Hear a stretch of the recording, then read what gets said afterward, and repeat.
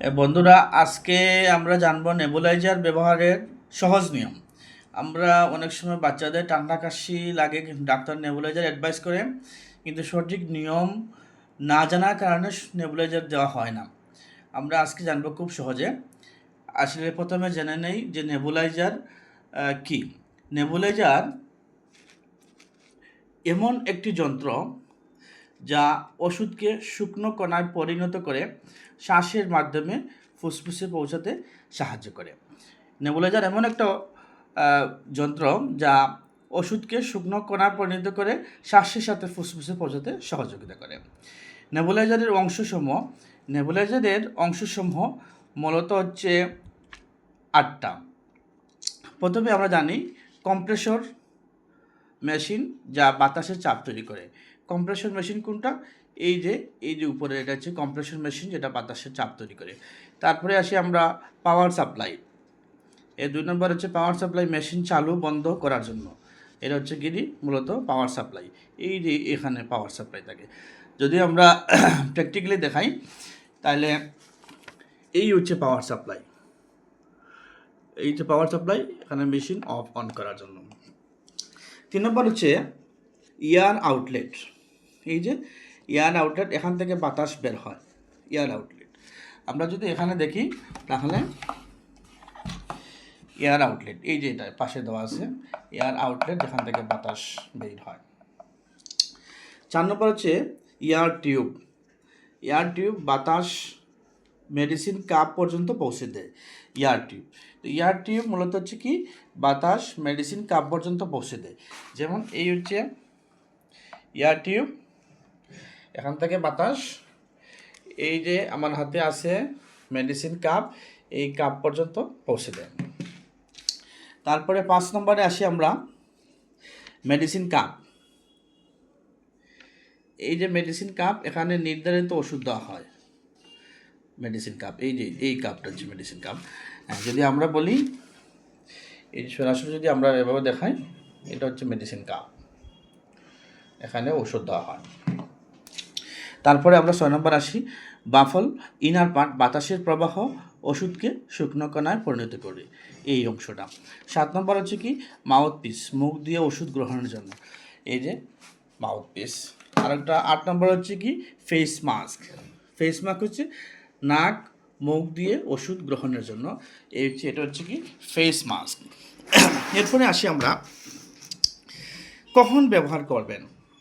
এটা প্রথমত হচ্ছে এজমা, যাদের হচ্ছে হাঁপানি রোগ আছে, COPD, chronic obstructive pulmonary disease, শ্বাসকষ্ট, ব্রঙ্কাইটিস যাদের আছে, অ্যালার্জিজনিত শ্বাসকষ্ট, ডাক্তার যেসব ক্ষেত্রে পরামর্শ দিয়ে থাকবেন।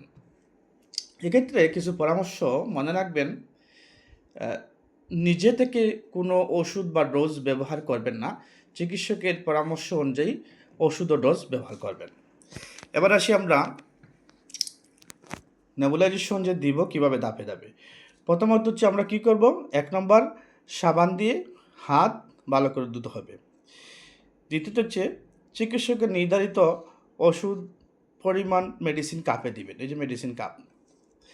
3 নম্বর হচ্ছে এয়ার টিউব এর সাত প্রান্তে মেশিন ও অন্য প্রান্ত মেডিসিন কাপে লাগানো, এই যে সিস্টেম করে।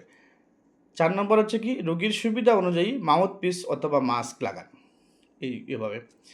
5 নম্বর রোগীকে সোজা হয়ে বসান, শিশুকে কুলে রাখতে পারেন। 6 নম্বর মেশিন চালু করুন, ধীরে ধীরে শ্বাস নিন ও ছাড়ুন, স্বাভাবিক শ্বাস নিন। 7 নম্বর ওষুধের কাপ খালি হওয়া পর্যন্ত চালিয়ে যান, সাধারণত 5 থেকে 15 মিনিট সময় লাগে, তবে এক্ষেত্রে ডাক্তারের পরামর্শ নিয়ে ওষুধটা মেনটেন করে দিলে ভালো হয়। শিশুদের ক্ষেত্রে বিশেষ পরামর্শ, শিশুকে শান্ত রাখুন, কাঁদলে ওষুধ ঠিকমতো ফুসফুসে যেতে পারে না। মাস্ক, নাক ও মুখ ভালোভাবে ঢেকে রাখুন। শিশুর শ্বাসকষ্ট বেশি হলে দেরি না করে দ্রুত চিকিৎসকের পরামর্শ নিন। নেবুলাইজার শেষ হলে করণীয়, মেশিন বন্ধ করুন এবং বিদ্যুৎ সংযোগ থাকলে নিরাপদ বন্ধ করুন। মেডিসিন কাপ মাউথ পিস হলে আলাদা রাখুন। সব অংশ পরিষ্কার পানি দিয়ে ধুয়ে পরিষ্কার করুন। ভালোভাবে শুকিয়ে পরিষ্কার শুকনো স্থানে রাখুন। কম্প্রেসর মেশিন পানিতে ধুবেন না। মেশিনের যে কম্প্রেসর এগুলা কোনো সময় পানিতে ধোয়া যাবে না, শুধু আউটের অংশগুলা ধোয়া যাবে। যেসব লক্ষণ দেখা দিলে দ্রুত হাসপাতালে নিতে হবে: বাচ্চার খুব বেশি কাশি, শ্বাসকষ্ট, কথা বলতে বা খেতে কষ্ট হয়, ঠোঁট মুখ দিয়ে লালচে হয়ে যায়, রোগী অস্বাভাবিকভাবে নিস্তেজ হয়, শিশু দ্রুত বা শ্বাসকষ্ট যদি হয়।